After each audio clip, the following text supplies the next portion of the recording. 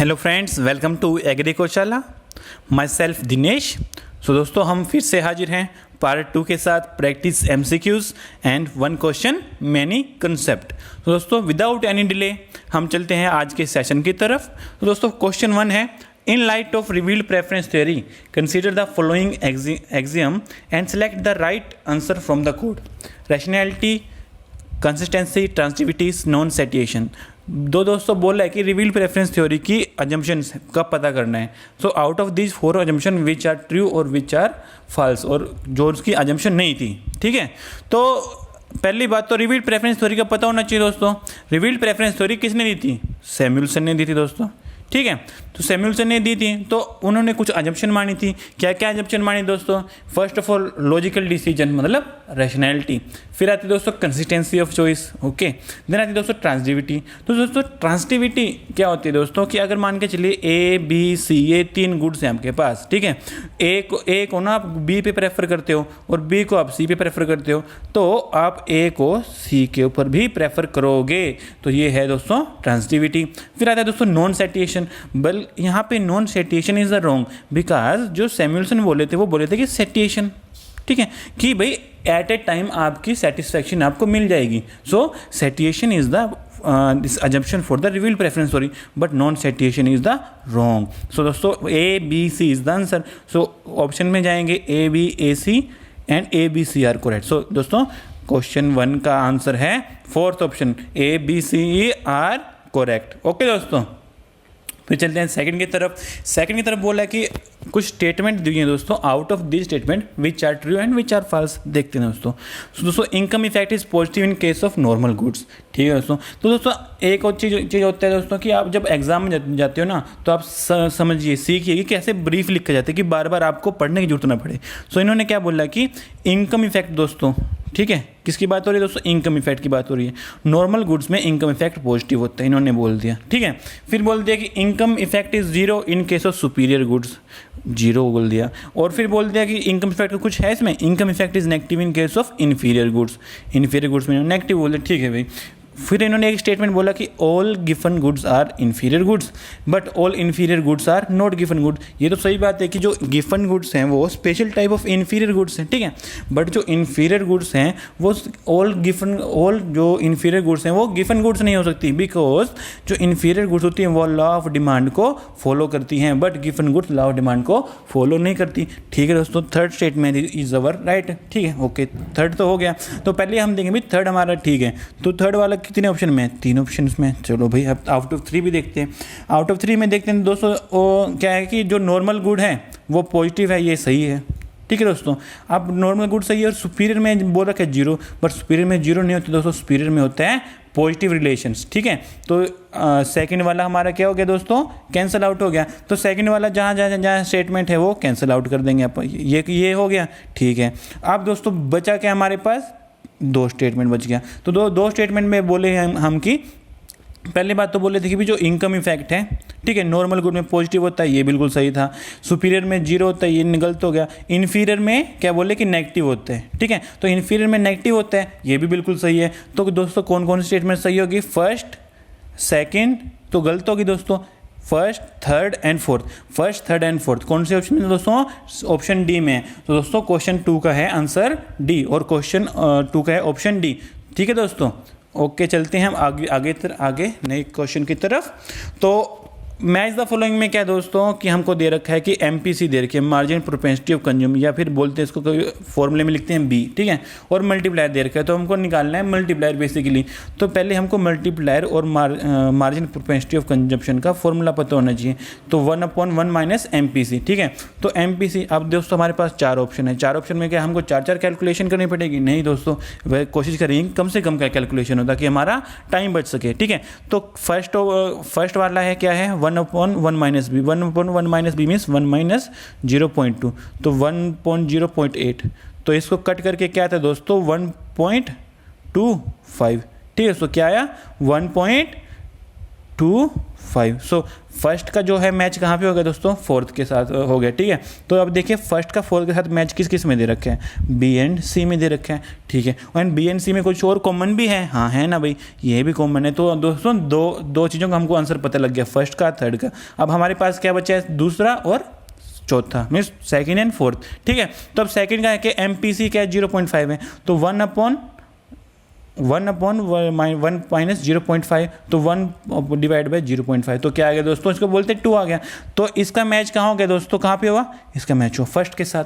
तो दोस्तों जहाँ जिस ऑप्शन में सेकंड का फर्स्ट आंसर होगा वही आपका ऑप्शन होगा, ठीक है। सेकंड का फर्स्ट आ गया, 3 का 3, फर्स्ट का फोर्थ, फोर्थ का second, so B is the right answer. Okay दोस्तों, फिर आता है कि when a consumer is in equilibrium then margin rate of substitution x for y is 0.25. if the price of y is 16 then what will be the price of commodity x। तो दोस्तों consumer equilibrium होने से पहले क्या होगा, पहले तो हमको पता होना चाहिए कंज्यूमर इक्विलिब्रियम में कंसेप्ट क्या होता है। Indifference curve and budget line दोस्तों दो चीज़ें होती हैं। ये जब आप ना जब कंज्यूमर इक्विलिब्रियम पे होते हैं ना दोस्तों, इनकम जो आपका इंडिफरेंस कर्व है दोस्तों, ठीक है। जो इंडिफरेंस कर्व है वो बजट लाइन के एकदम टेंजेंट होते हैं, ठीक है। तो बजट लाइन के टेंजेंट होने से क्या होता है दोस्तों, जो इनका जो स्लोप होता है, मतलब जो इंडिफरेंस कर्व का स्लोप है मार्जिन रेट ऑफ सब्स्टिट्यूशन, और बजट लाइन का स्लोप है दोस्तों क्या है, प्राइस रेशियो, वो दोनों इक्वल हो जाते हैं, ठीक है। ये दोनों क्या होते हैं दोस्तों, इक्वल होते हैं। तो दोस्तों यहाँ पे क्या दिया है हमको कि मार्जिन रेट ऑफ सब्स्टिट्यूशन दिया है, ठीक है, और बोल रहा है कि इक्विलिब्रियम में क्या होने से दोस्तों प्राइस रेशियो से इक्वल हो जाएंगी, ठीक है। तो प्राइस रेशियो का फॉर्मूला क्या होता है, P X upon P Y. तो दोस्तों हमको क्या निकालना है, हमको निकालना है प्राइस ऑफ कमोडिटी एक्स निकालना है, ठीक है, हमको निकालना है ये वाला। तो दोस्तों हमको हमारे पास दिया है एम आर एस है हमारा 2.5 equals to P X divide by P Y 16, price of Y. तो इसको इससे मल्टीप्लाई कर देंगे, ठीक है। तो P X equals to 16 multiply with 2.5, ठीक है। तो आपका आंसर क्या आ गया दोस्तों, इसका आंसर आएगा 40, ठीक है। तो 40 is the right answer for the question fourth, ठीक है दोस्तों। एक ही क्वेश्चन में बहुत सारे कंसेप्ट हमने रिवाइज कर लिए, ओके। तो आता है इन case of proportionate relationship between consumption function and income और कंजप्शन फंक्शन में अगर प्रोपोर्शनेट रिलेशन चाहिए तो बेसिकली कंडीशन क्या है, तो APC more than MPC equals to MPC less than MPC, और APC equals to MPC means margin propensity of saving, okay. तो दोस्तों पहली बात तो जब भी कंजप्शन की बात आए तो कीनेस और कजनेट्स, ठीक है, ये दो चीज़ों को हमको याद ही होनी चाहिए। तो कीनेस का होता है दोस्तों शॉर्ट रन के लिए, कजनेट का होता है लॉन्ग रन के लिए। इन्होंने क्या बोला, consumption equals to A plus B Y. इन्होंने क्या बोला, C equals to B Y means no autonomous consumption. तो प्रोपोर्शनेट रिलेशन हमको कहाँ से पता लग रहा है, यहाँ से, because there is no autonomous consumption, so that's why we get this proportionate relationship. तो लॉन्ग रन में दोस्तों अगर प्रोपोर्शनेट रिलेशनशिप है तो इनकी अजम्पशन क्या थी कि जो एपीसी होती है वो एमपीसी के बराबर होती है, ठीक है। तो our answer is APC equals to MPC means for long run Kuznets function the relationship between consumption and income is proportionate, okay. तो फिर दोस्तों 6 की तरफ चलेंगे। If a change in price gives a different value of elasticity we are dealing with point method, arc method, total outlay method, expenditure method. दोस्तों ये क्या बोल रहा है कि डिफरेंट पॉइंट पे ना डिफरेंट प्राइस हैं, उसी हिसाब से डिफरेंट इलास्टिसिटी आ रही है। ये आपको किस चीज़ की रिमाइंड करा रहा है, ये दोस्तों हमको कराता है पॉइंट मेथड का। क्योंकि पॉइंट मेथड पे क्या होता है दोस्तों, डिफरेंट पॉइंट प्राइजेस पे ना डिफरेंट पॉइंट पे, ठीक है। तो क्या होता है दोस्तों कि हमारे पास अलग अलग इलास्टिसिटी निकलती है, डिफरेंट प्राइसेस पे अलग अलग इलास्टिसिटी है। तो किसके साथ डील करेंगे हम, वहाँ पे पॉइंट मेथड पे। अब अगर हम आर्क मेथड की बात करें, आर्क मेथड का होता है कि बिटवीन एनी 2 पॉइंट्स, ठीक है। टोटल आउटले का मेथड मतलब कि अगर प्राइस चेंज होने से आपका कुछ अगर जो आउटले है या जो एक्सपेंडिचर उसमें कुछ चेंज आए, ठीक है। एक्सपेंडिचर मेथड तो होता है दोस्तों जीडीपी निकालने के लिए होता है, ये तो वैसे भी कैंसिल हो गया, ठीक है। तो इलास्टिसिटी का बेसिकली क्या हो गया, पर point arc and total outlay, out of this point method is our answer, okay. Question 6 का है दोस्तों ए। क्वेश्चन 7 का पीसीसी। दोस्तों पीसीसी क्या होता है दोस्तों, फर्स्ट ऑफ ऑल पीसीसी होता है प्राइस कंजप्शन कर्व, ठीक है, कि भाई आपके जो कंज्यूम कर रहे हो with respect to different price level पे वो इक्विलिब्रियम में है, ठीक है, तो आप उसको कंबाइन करोगे तो आपके पास पीसीसी में प्राइस कंजम्पशन करवाएगा। तो इन्होंने बोला कि मतलब बेंडिंग बैकवर्ड हो रहा है, बैकवर्ड बेंडिंग हो रहा है, तो कमोडिटी है inferior perfectly elastic normal given goods. Okay, तो दोस्तों अगर हमको पता है कि जो पीसीसी है ना दोस्तों कब निकलेगा, मीन्स प्राइस इफेक्ट से निकलेगा जब प्राइस चेंज होगा। तो दोस्तों मान के चलिए हमने एक्स का प्राइस चेंज कर दिया, ठीक है, वाई का प्राइस हमने सेम रखा, लेकिन यहाँ से क्या हुआ कि भाई इसका जो हो गया, जो आपका कर्व आया वो बैकवर्ड बेंडिंग हो गया, जो पीसीसी है वो बैकवर्ड बेंडिंग हो गया। ठीक है दोस्तों, ओके, एक मिनट, यहाँ पे कुछ ऐसा, ठीक है, यहाँ पे कुछ क्रॉस इंटरसेक्ट होगा आपस में, इन डिफरेंस कर्व से इंटरसेक्ट होगा क्योंकि इक्विलिब्रियम में रहेगा। ठीक है, तो पीसीसी इसका बैकवर्ड बेंडिंग होगा। तो इसका मतलब क्या है कि जो अगर हम एक्स को हमने क्या किया, प्राइस रिड्यूस कर दिया, बट उसका जो कमोडिटी जो डिमांडेड है वो डिक्रीज हो गया, मतलब कि प्राइस रिडक्शन हुआ, डिमांड भी रिड्यूस हो गया। तो ये तो opposite of law of demand हो गया। तो लॉ ऑफ डिमांड को फॉलो नहीं कर रहा, बिकॉज यहाँ पे क्या हो रहा है दोस्तों, demand is directly proportional to price.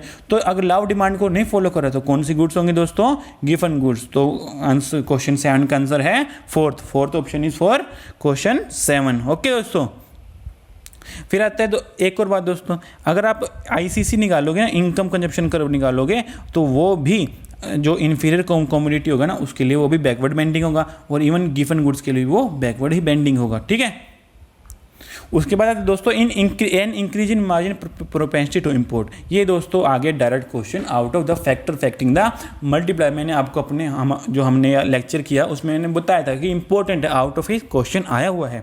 ठीक है दोस्तों, तो फिर इन्होंने क्या बोला कि इंक्रीज, अगर हम मार्जिन प्रोपेंसिटी ऑफ इंपोर्ट को हम इंक्रीज कर दें तो क्या होगा, सेम इफेक्ट होगा जैसे इंक्रीज इन एमपीसी से होता, या फिर कोई इफेक्ट नहीं होगा मल्टीप्लायर पे, या वैल्यू ऑफ मल्टीप्लायर इंक्रीज हो जाएगा या डिक्रीज हो जाएगा।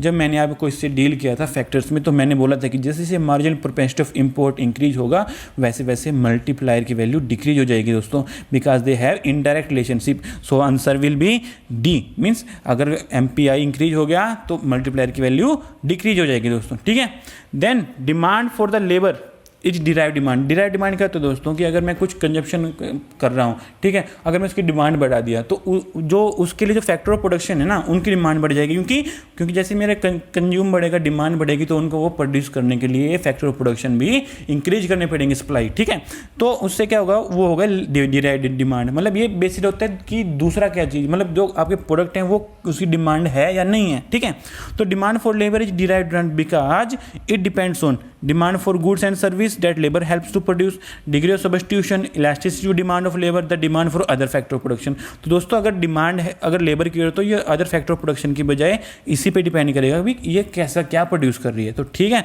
तो डिराइव डिमांड के क्या होगा दोस्तों, कि इसका जो प्रोड्यूस है, जो लेबर लगा के प्रोड्यूस हो रहा है उसकी डिमांड बढ़ जाए, ठीक है, वो कंज्यूम ज़्यादा होने लग जाए। तो ऐसे कुछ ऑप्शन है, यस, ऑप्शन इज है A, demand for goods and service that labour helps to produce will increase, then demand of labour should also increase, that is called derive demand. Okay दोस्तों, एंड दोस्तों एक बात होता है, demand के जो supply के कर्व होते हैं, कभी कभी आता है कि supply curve for the demand, ठीक है, वो कहीं बार होता है कि ये होता है बैकवर्ड बेंडिंग होता है। ये जो आपका जो डिमांड फॉर सप्लाई है ना, सॉरी सप्लाई ऑफ लेबर है ना, ये आपको बैकवर्ड बेंडिंग कर्व होता है। ये क्यों होता है दोस्तों, ये मैं आपको आने वाले लेक्चर में बताऊंगा। ठीक है दोस्तों, ठीक है, then what is true for potato. True for potato दोस्तों यहाँ पे हो क्या रहा है, आपके पास एक कर्व दे दिया है, उसकी बता दिया कि क्या है, ये नॉर्मल है, इन्फीरियर है, गिवन है या वेबलन गुड्स है। ठीक है, तो पहली बात तो भाई यहाँ पे हमने क्या देखा कि जो है बजट लाइन है वो क्या है, शिफ्ट कैसी हो रही है, ऐसी हो रही है। तो इसका मतलब कि जो है प्राइस चेंज है। अगर इनकम चेंज हुआ था दोस्तों तो कुछ पैरेलल शिफ्ट हुआ था, क्योंकि जो बजट लाइन का जो रेशियो होती है वो क्या देती है हमको, प्राइस रेशियो देती है। तो अगर स्लोप चेंज नहीं हुआ तो पैरेलल ही शिफ्ट होगा। यहाँ पे क्या होगा दोस्तों, स्लोप चेंज हो गए। ठीक है, यहाँ पे क्या किया हमने कि पोटैटो को हमने सस्ता कर दिया। ठीक है, पोटैटो को सस्ता कर दिया, चीप हो गया। ठीक है, बट क्या हो गया, उसकी जो कमोडिटी है ना दोस्तों, देखिए पहले यहाँ पे थी, अब यहाँ पे है। ठीक है, उसकी डिमांड डिक्रीज होगी, तो मतलब प्राइस भी डिक्रीज हो गया, डिमांड भी डिक्रीज होगी। तो दोस्तों ये क्या हो गया, तो दोस्तों ये तो हो गया demand is directly proportional to price. ये तो उल्टा हो गया लॉ ऑफ डिमांड के। तो लॉ ऑफ डिमांड के अपोजिट होने की वजह से क्या हो गया दोस्तों, that it potato is not following the law of demand. तो कहाँ पे होता है, जो अगर लॉ ऑफ डिमांड फॉलो नहीं करे तो क्या है दोस्तों, ये दोस्तों गिवन गुड्स हैं। सो क्वेश्चन 10 का हो गया सी आंसर। ठीक है, तो दोस्तों आज के लिए इतना ही, और thank you very much. Please like, subscribe and also you can also comment on my video too. And also दोस्तों आने वाले टॉपिक के बारे में बताइए तो अच्छा होगा, हमारे लिए भी ईजी हो कि आप क्या चाह रहे हो, हम वही लेके आ जाएंगे। ठीक है दोस्तों, थैंक यू वेरी मच।